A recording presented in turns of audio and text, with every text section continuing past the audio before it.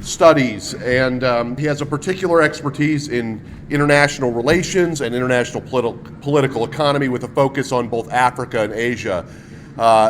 A lot of his academic work, and he has a remarkable academic reputation in this area, has been focused on the very types of questions that have been the subject of y'all's debates this year. So he has some interesting insights into the topic and would like to welcome everybody to his university for this national debate tournament. Dr. Adem.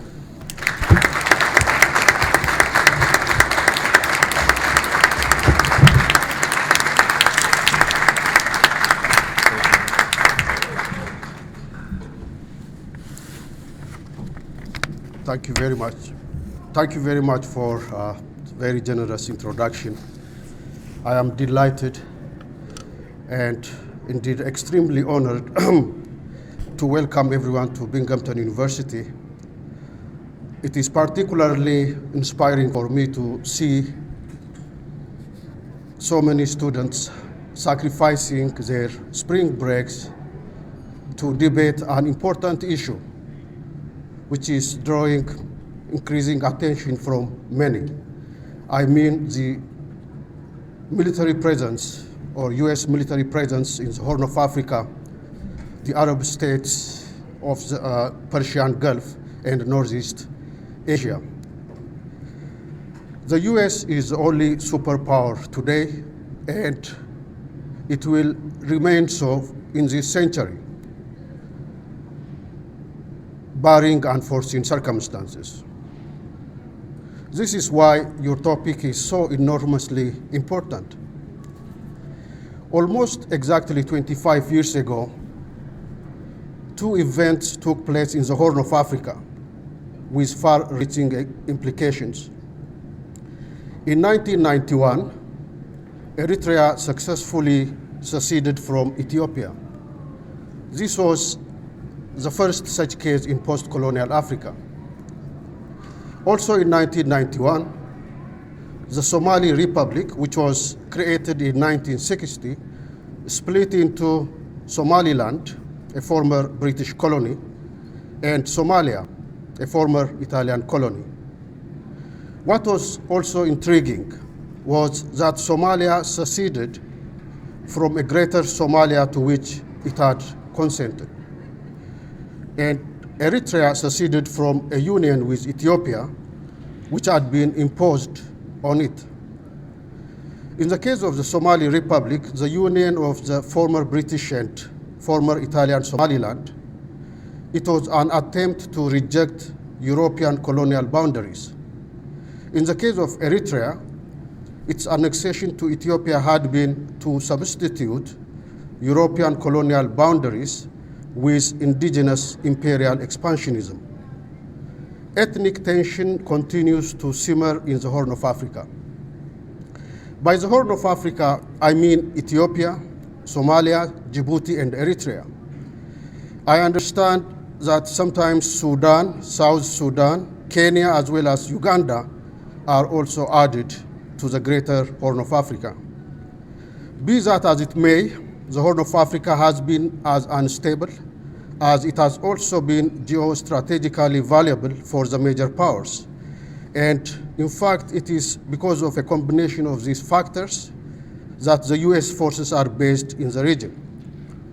By sharing one perspective on why the region is unstable and what can be done about it, I wish to suggest a scenario in which the US forces would not have to be based in the region permanently.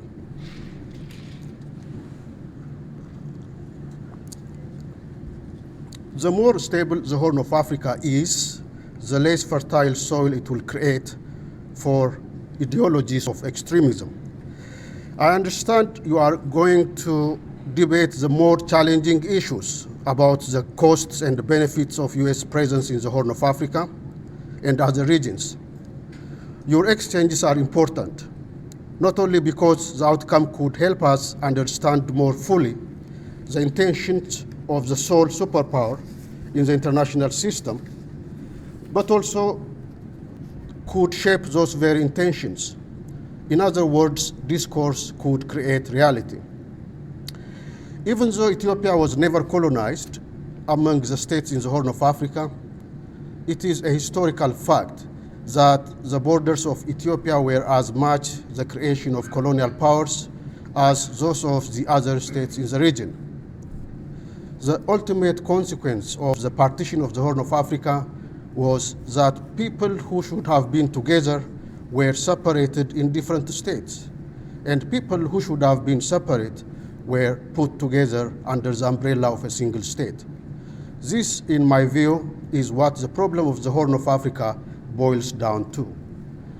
What came into being in the region after end of colonialism were Ethiopia and Eritrea, states in search of a nation, and Somalia and Djibouti, nations in search of a state. Over the years, several proposals had been put forward for addressing this challenge. One element which these proposals had in common was the need to maintain existing colonial borders, even if the countries in the region were to form some kind of union. The logic of the inviolability of colonial borders is sound, but I think it is a wrong approach for addressing the root cause of political instability in the region. I, for one, call for the redrawing of colonial borders along ethnic lines. In fact, this formula is consistent with what is being practiced in Ethiopia at the moment. It is called ethnic federalism.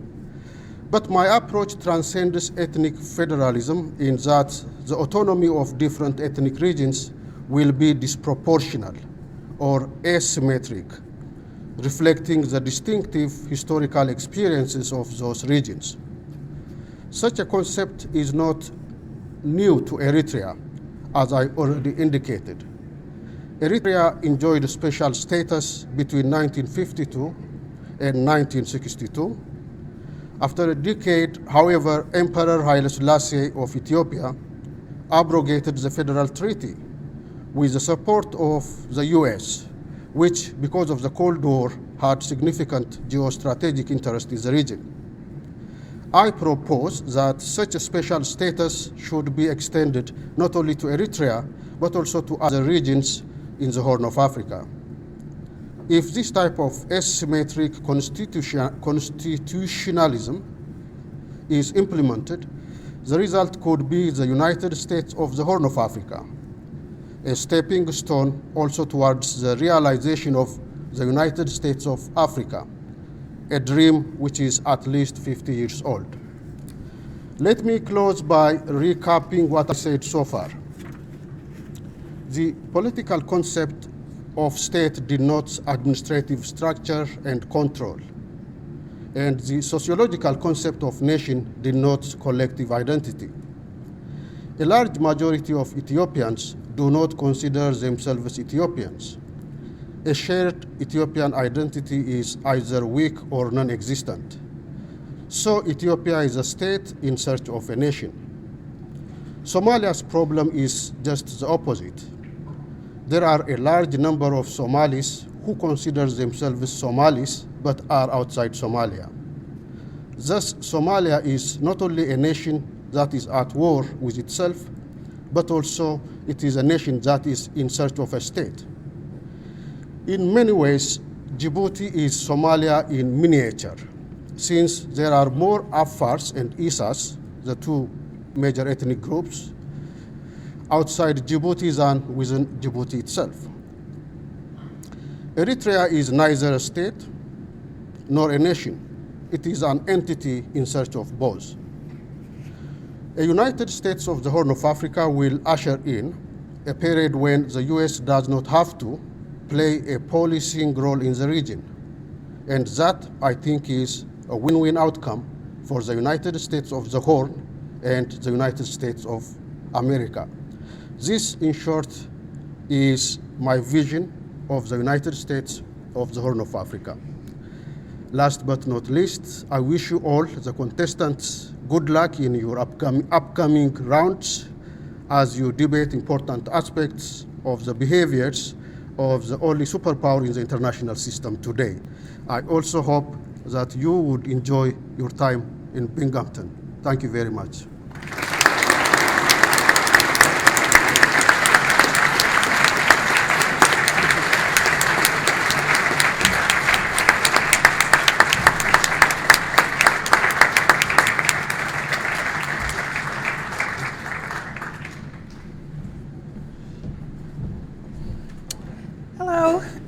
Greetings, everybody.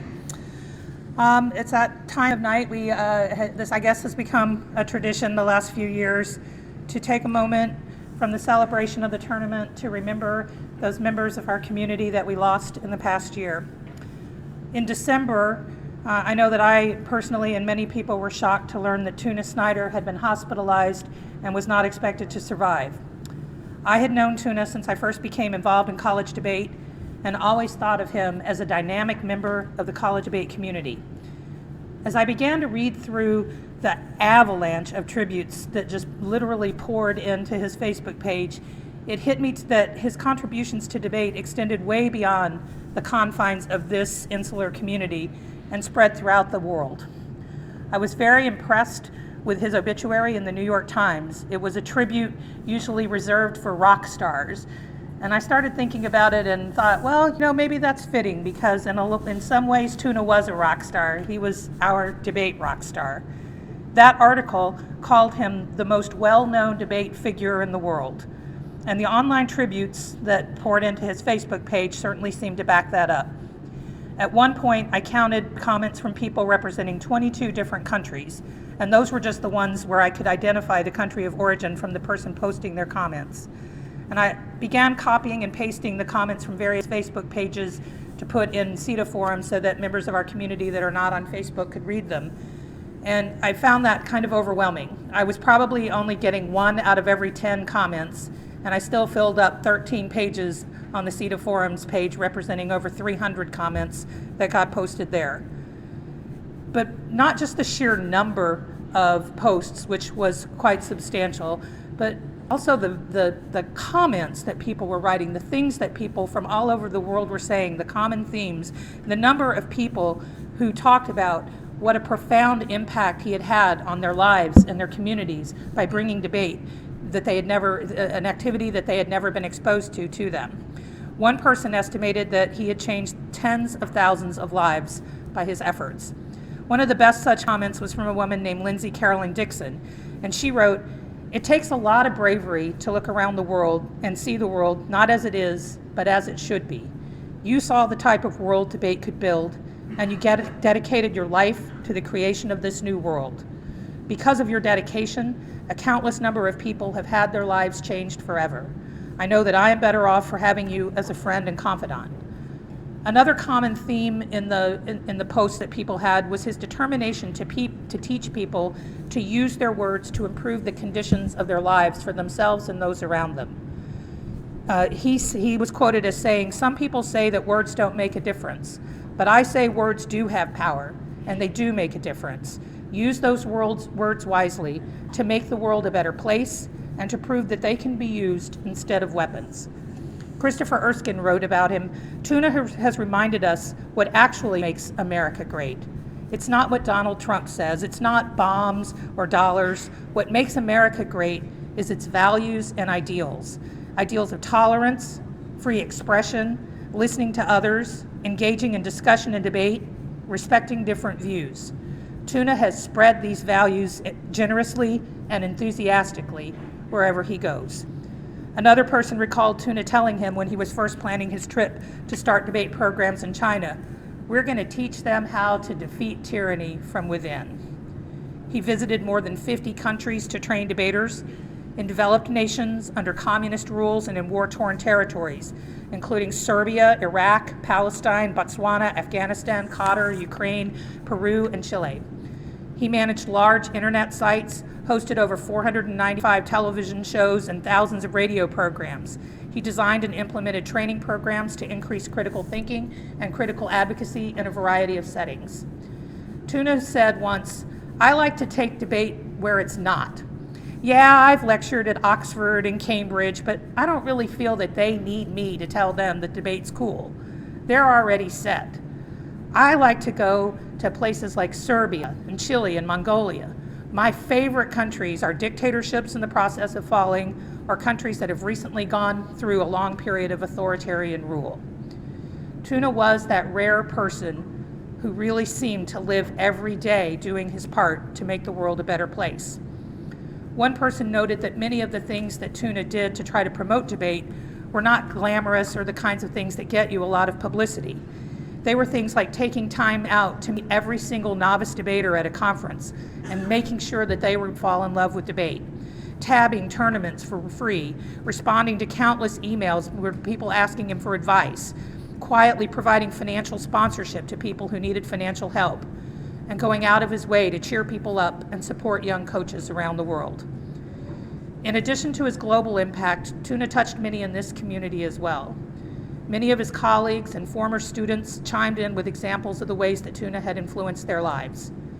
And I know that he would be so proud of the accomplishments that Jillian and Taylor and Khalil have realized this year. John Bredehoft wrote, "No one will ever know how many lives he has enriched. The ripple effect is those he taught to love for the activity in turn reach out to others, and others passed along, consciously or not, the lessons that they learned from him. To compete fiercely but fairly, to collaborate broadly, and to live gently." Tuna was 65. A few weeks after we lost Tuna, Michael Bear Bryant, also known as Bear, I guess I already said Bear, passed away. Bear is another person who was coaching when I first became involved in debate. Bear coached the Weber State debate program for many years. And Bear was a complicated person. On the one hand, many of you may only know of him through his Facebook posts and e-debate posts before Facebook. But on the other, there were those who were closest to him, especially his former debaters, who describe him as an incredibly caring and fiercely loyal mentor. One of his former debaters wrote, "Most of the last years were just me on a near daily basis saying to myself, 'Get 'em, Bear,' enjoying all of your political posts and outrage, knowing you were there, vigilant for the cause. You were always so quick to fight against any perceived injustice, whether it was neo-Nazis on the shortwave or an alternate opinion on e-debate. You gave me a home when I was lost. You were my friend when I needed one. The institution that was Weber Debate in your days gave a future to many that needed it, a soft place to learn how to cope. Growing up is hard, especially in the face of so much injustice. Debate teaches you how much of that there is in the world. But you were a great example of how to navigate the lines, judge and find the path, but most importantly, not to be silent. You fought for us, you fought for your truth, and sometimes I think you just fought for fun. I was glad to know you and glad to be on your team." Another former debater said that he never shrunk from fighting the good fight on social media. He fought against racism, injustice, and sometimes I think he just fought to motivate me to fight a little more for what I wanted and for what I believed in. Bear has also been described by many as someone who was fiercely loyal to his debaters. Other people noted that he was an impeccably fair judge. He didn't care about rep. He voted for who he thought won the debate, period. In the early days of the merger between NDT and CETA, there was a lot of mistrust and uncertainty as all of a sudden these two communities were thrown together, and half the judge pool were people you'd never heard of and you didn't know who would be a good judge and who wouldn't. And a lot of CETA debaters, or people who had come from CETA, said that Bear was one of the first debaters that they felt comfortable taking because they thought that he was fair. Bear passed away on his 58th birthday. Weber State had a rough year this year as they had a second loss later in February. Desiree Brown Odekirk debated at the College of Eastern Utah and later at Weber State University. She led the Weber State debate team and was their captain. In 2005, she attended the NDT and won several awards during that year. "She touched so many lives," said Ryan Cheek. "Debate is a small community, and Desiree was the core of our group." Her brother said that Desiree taught him that he could do anything that he put his mind to. Everything she did at full force. If she committed to something, she would get it done, and she would do it well. She planned the CETA National Championships that were held at Idaho State in 2009 and volunteered extensively to help host the NDT at Weber State in 2013. She was recognized by Weber State as a distinguished alumnus and received the Outstanding Alumni Award at the 2016 CETA National Tournament. Even while working as an advocate for many in her community, she was consistently around debate, serving as an informal team booster for the Idaho State debate team, for Weber State, and later for Copper Hills High School. Desiree passed away due to injuries suffered in a car accident in February, leaving behind her husband, Scott, and her 15-month-old daughter, Adrian. Desiree was 35 years old. it's always hard to know how to end this. I still wish for a year where we will have nobody to say goodbye to. We haven't found that year yet. The one piece of advice and thing that I think of that I like to share is that life is short, and you should always make sure that you take the opportunities, especially if this is your last year and you're here and you're going to not see people again, to tell people what they mean to you, to make sure that you let people know what impact they had on your life. And with that, we will move on to happier things, and I will pass it on to Chris Lundberg to present the Ziegler Award.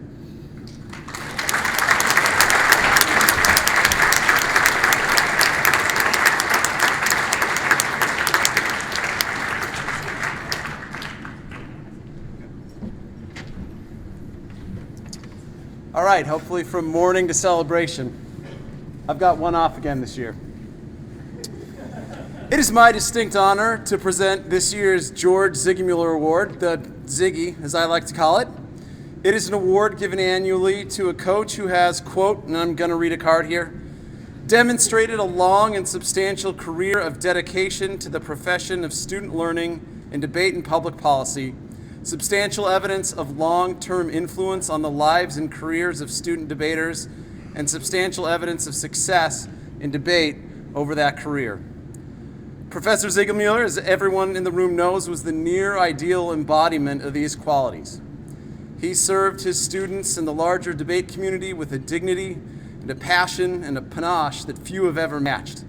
And he did this while impacting the lives of hundreds of students at Wayne State and in the community at large. He did it while maintaining a great scholarly footprint in argumentation studies. And look, that's no small thing. It's no small thing to be excellent as a teacher, a mentor, an administrator, and a coach. And I truly, truly admire the folks who can manage to do all those things. I think we should all admire them. I mean, just taking care of business as a regular faculty member is a big task. I mean, there's the teaching, then there's the meetings, and I don't know if this will surprise you, but sometimes people grade grub. And then there's more faculty meetings, the kind that make you want to grind your face off a little bit, and then reports, and then more meetings. And in the midst of that, you have to figure out what you want to say, and you have to say something significant to a community of people out there, and you have to carry an obligation to forward human knowledge. That takes a special kind of commitment. But the kind of folks who can do that and excel as debate coach is a rare, rare breed. This year's Ziegler Award goes to William Mosley Jensen.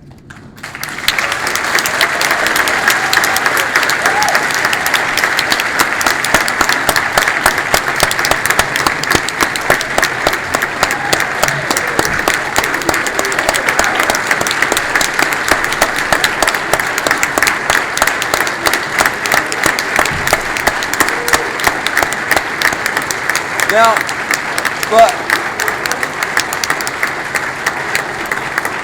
before he gets his plaque, and while he's up here in front of all of us, I want to say, Will has excelled on all the fronts that the Ziegler Award honors.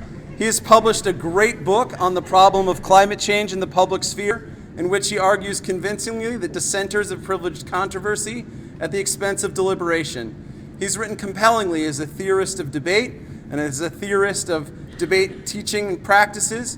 He's pushed forward the frontiers of how we think about teaching debate.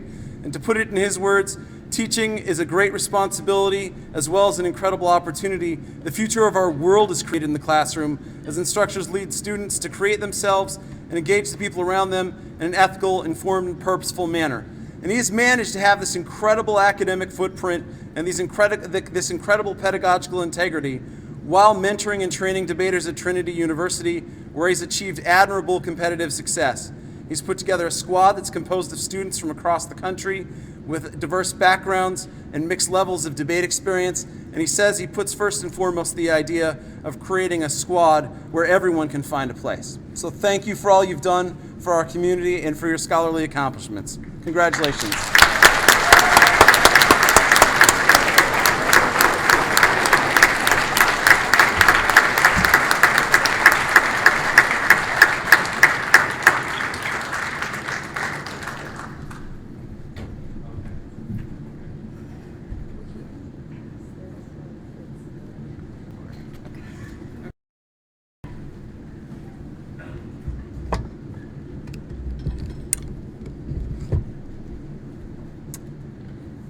I now have the fine opportunity to present the Lucy Keel Award for Distinguished Service to our activity. And something that Sherry said really stuck with me just a moment ago, so I thought I would share. Some of you may know I'm Danielle Leak. I'm part of the Board of Trustees. I've been serving as the treasurer for the National Debate Tournament for a while, and this is my last year of doing that. So this is going to be the last opportunity I have to give an award, which is why giving this particular award is really important to me, because it's because of the service of people who contribute to debate that we are able to have the National Debate Tournament, that we are able to join one another this weekend in competition. The Keel Award this year is being given to someone who has given back in many different ways. Having served as a chairperson for the NDT committee, as a vice president and president of the American Forensics Association, a topic committee member, a chairperson, a lab leader to so many of us it's hard to even count. In fact, numerous coaching awards and coaching success at the NDT, having brought over 54 teams to this tournament, over 25 different speaker awards from the time that they were coaching. And really, what I think is most impressive is the number of people in this room who would not be debate coaches or professors if it wasn't for this individual's contributions. And if you sense a little bit of emotion in my voice, it's because without this person, I wouldn't be here. And I am very honored to have the opportunity to give this year's Lucy Keel Award for Distinguished Service to Dr. David Hinksman from the University of Iowa.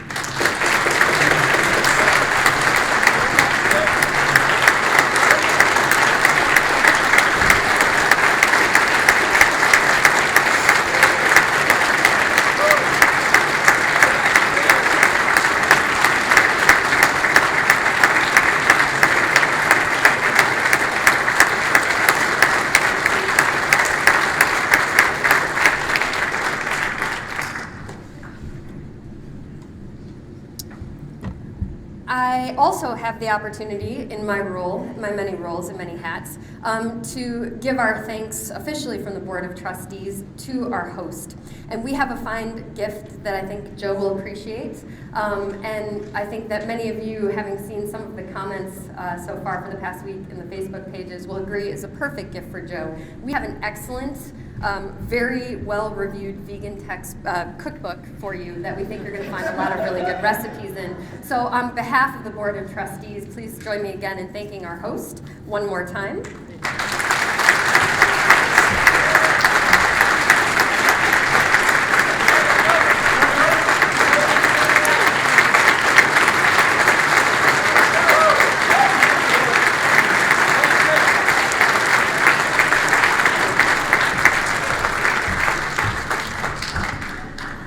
And now I'm going to invite the former director of debate at Binghamton University, Guy Risco, to the stage to share a few words on behalf of Professor Spanos, who is not able to join us this evening, but did want to share some thoughts about the NDT and this year's competition.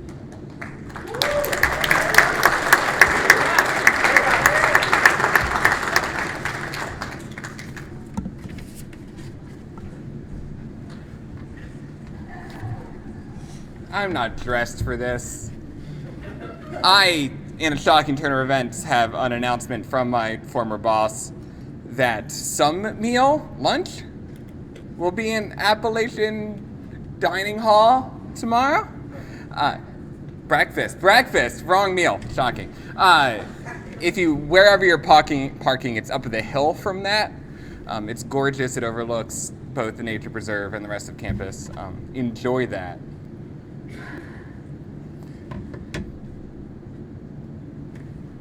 I first met Bill Spanos in high school while I pondered the totalizing claim about rethinking thinking. I first saw him speak at the University of Pittsburgh, reading from his memoir on Dresden. I first met Bill in a seminar about Melville, Pynchon, and Morrison.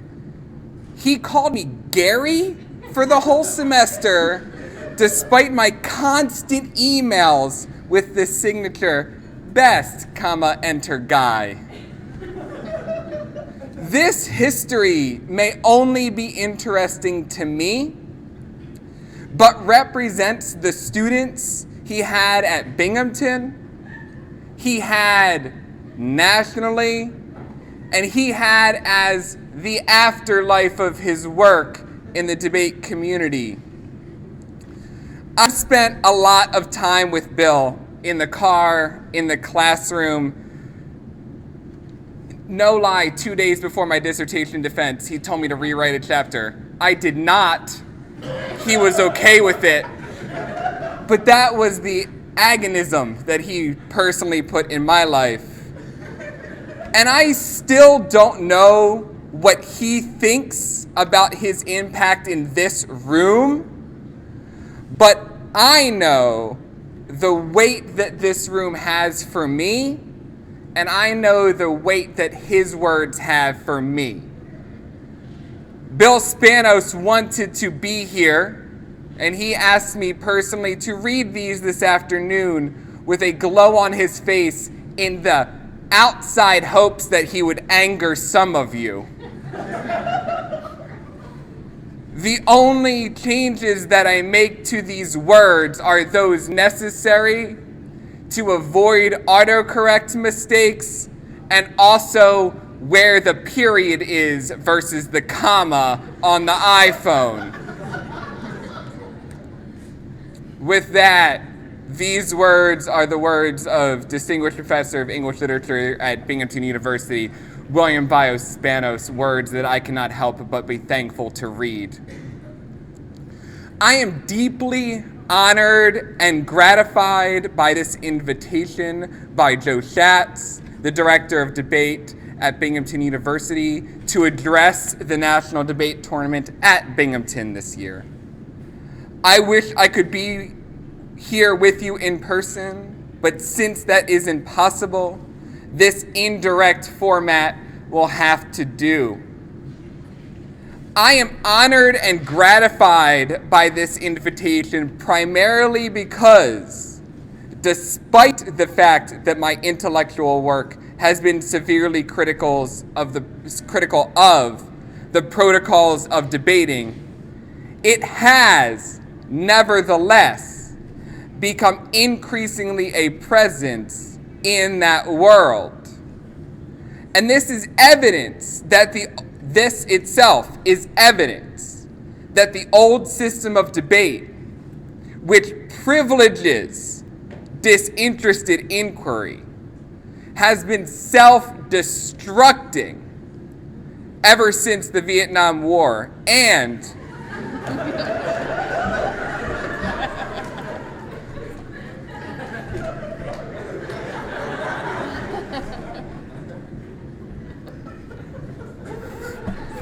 most dramatically,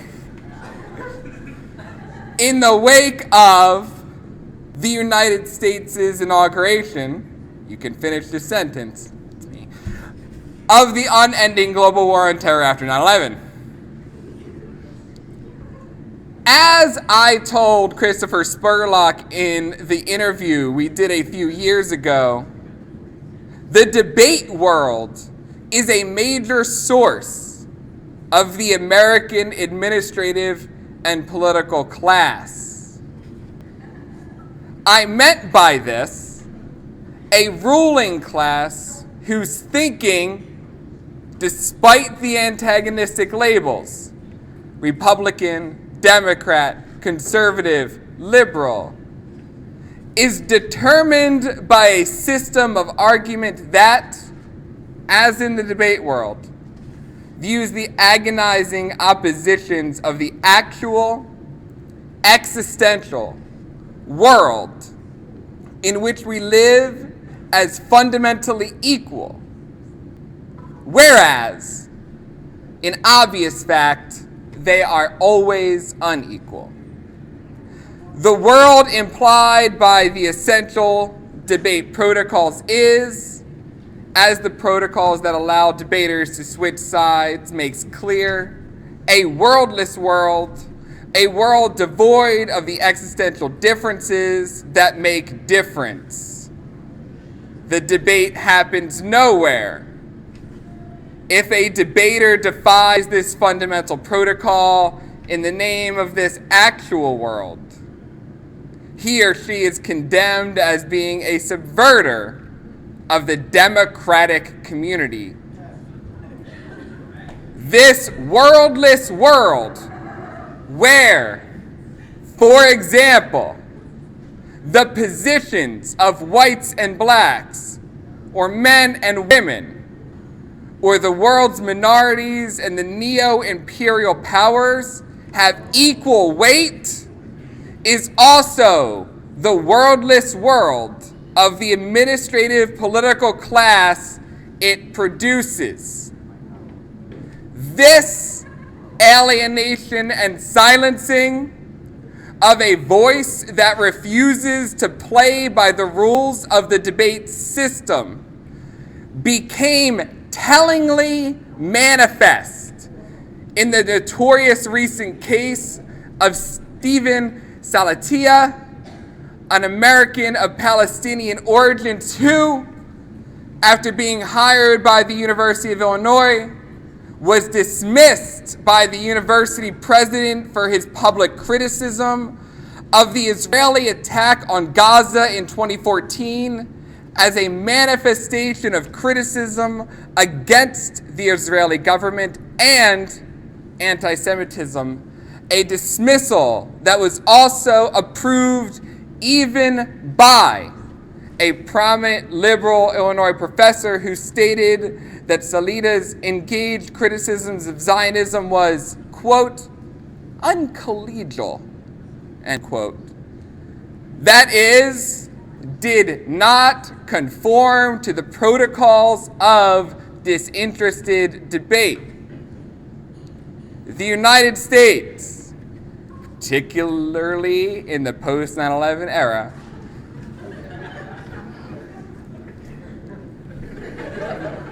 has wreaked havoc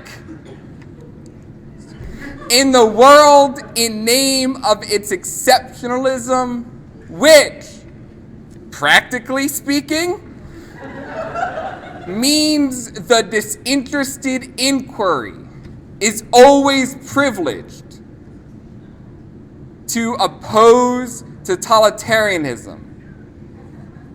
This havoc is especially manifested in the horrendous destabilization of the Middle East and the damaged lives of the millions of refugees.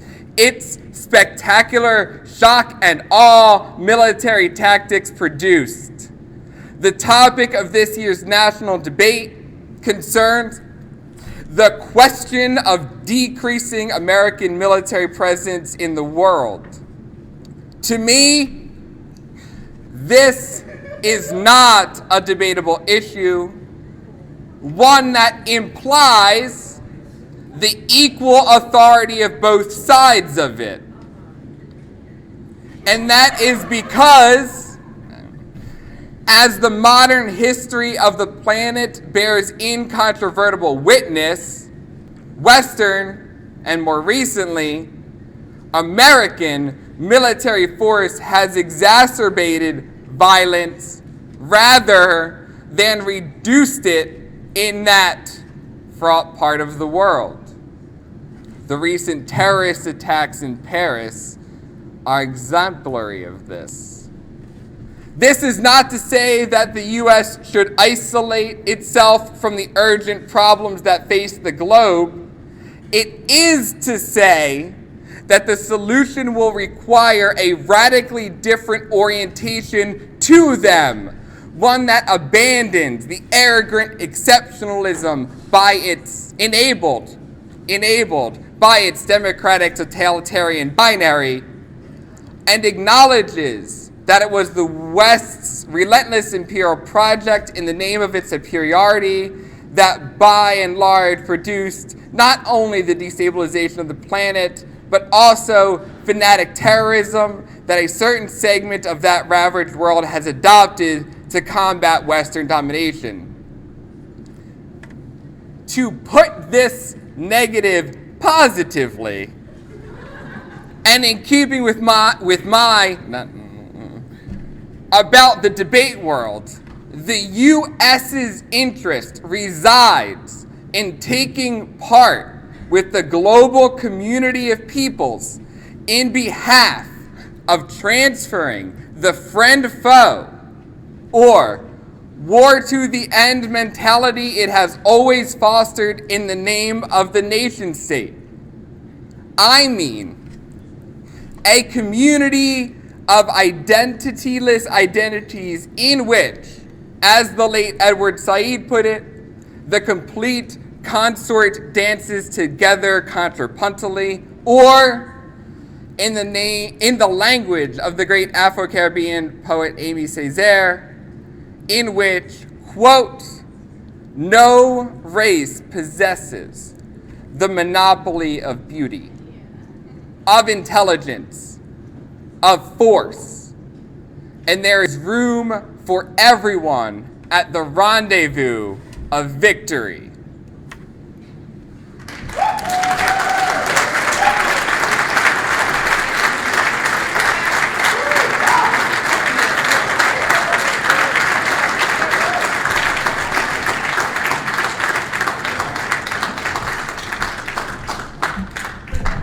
Okay, so that might be a little hard to follow.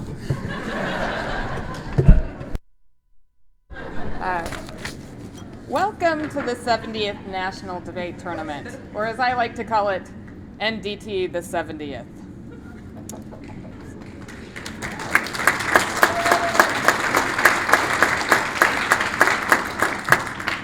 I have a few rule reminders and then we'll get to the presentation of the awards. The NDT is unique in that it is the only tournament of the year where we make our rules through community negotiation. The NDT meetings are open to observers, and anybody who would like to participate in discussions is welcome to attend. Each district has a representative that helps to negotiate the NDT rules and represents the district's views. So you can also lobby your district representatives. NDT committee meetings are held 3 times a year at NCA, in the spring at Texas or Northwestern, and at the NDT. A complete copy of the rules can be found at nationaldebatetournament.org. So, the rules. First, there are no mavericks allowed at the NDT. Second, there is a conduct code. There is a panel that is prepared to enforce the conduct code, and the conduct code asks that all coaches and debaters review it prior to the tournament. If you need to contact the conduct committee, please feel free to email them at ndtconduct@googlegroups.com. And the following phone number can also be used to call or text the committee, 607-218-5746. Additionally, this information and a copy of the conduct code is pinned to the top of the NDT Facebook page. Next, all contests are open to participants and invited guests and may be recorded by same, according to the NDT rules. The next is that we have an official scouting system.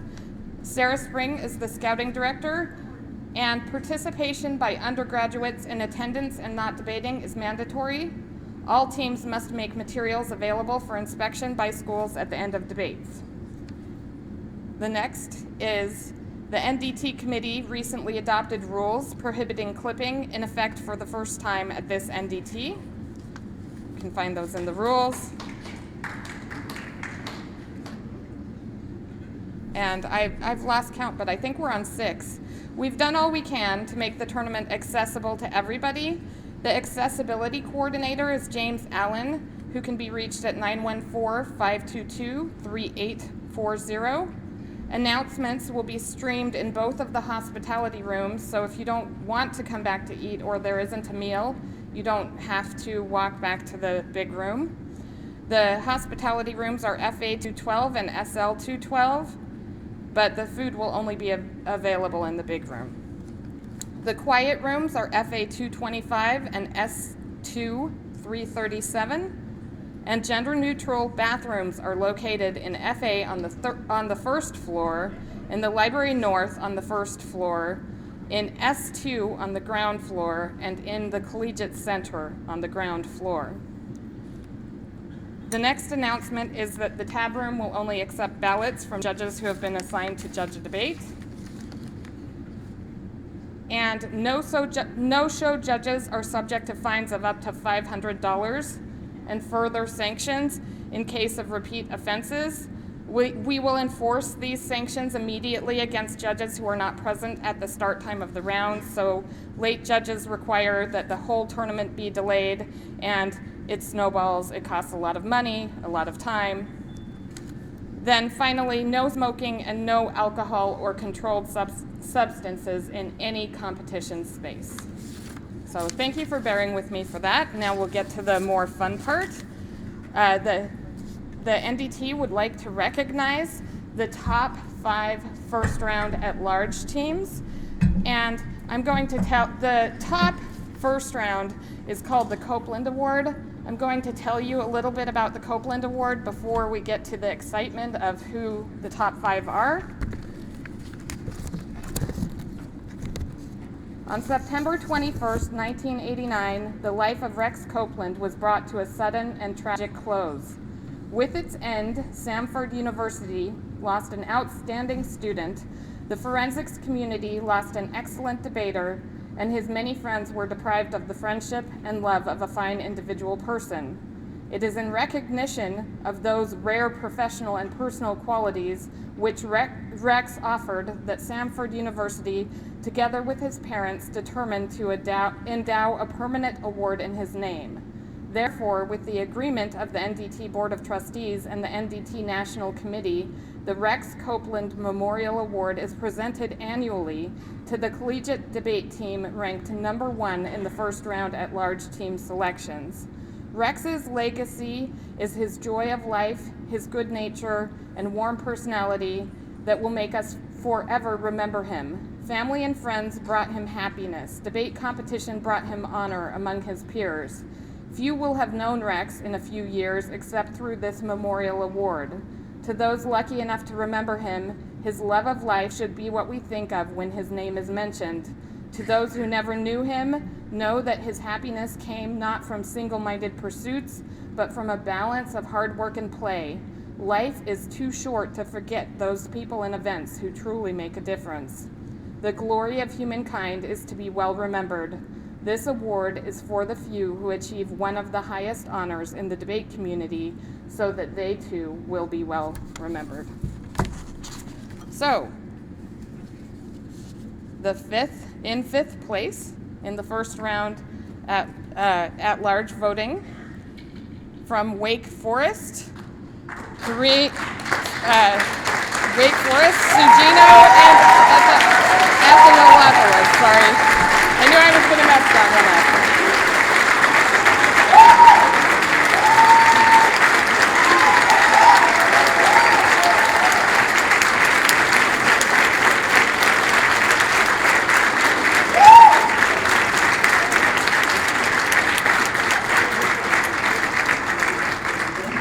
And I even practiced the pronunciation. Maybe I'll get better at this. In fourth place from Michigan State, Thur and Strong.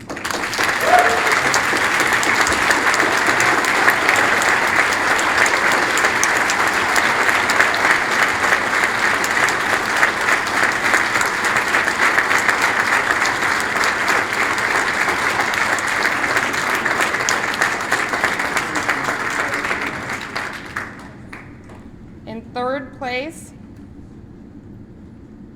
from Emory, Sigalos, and Karthikeyan.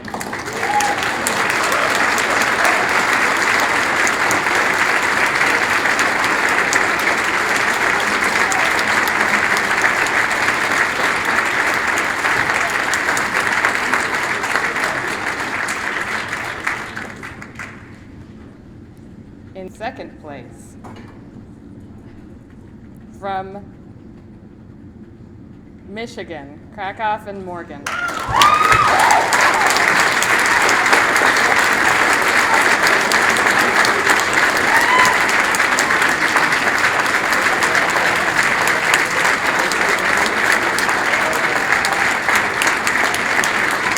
And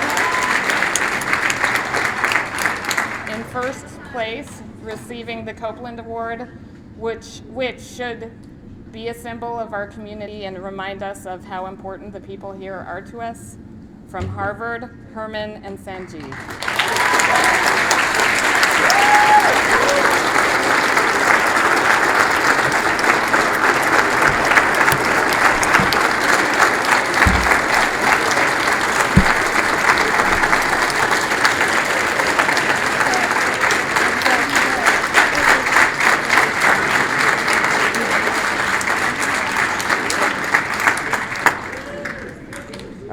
So I'm very happy that you're all here, and the announcement tomorrow morning will be at 8 a.m. That's right. Does anybody else want to say? Have a great rest of your tournament, y'all. I'm sorry? Oh, I'm sorry. Sherry, come up here. Since this is my first time, I didn't realize I had to do the Unger Award.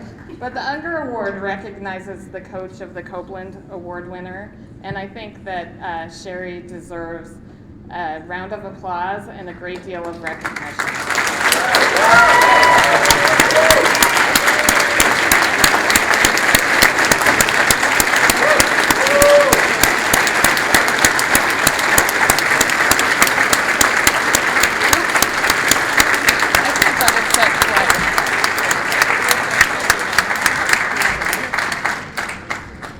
Okay, so breakfast starts at 7, announcements at 8. We'll see you all tomorrow.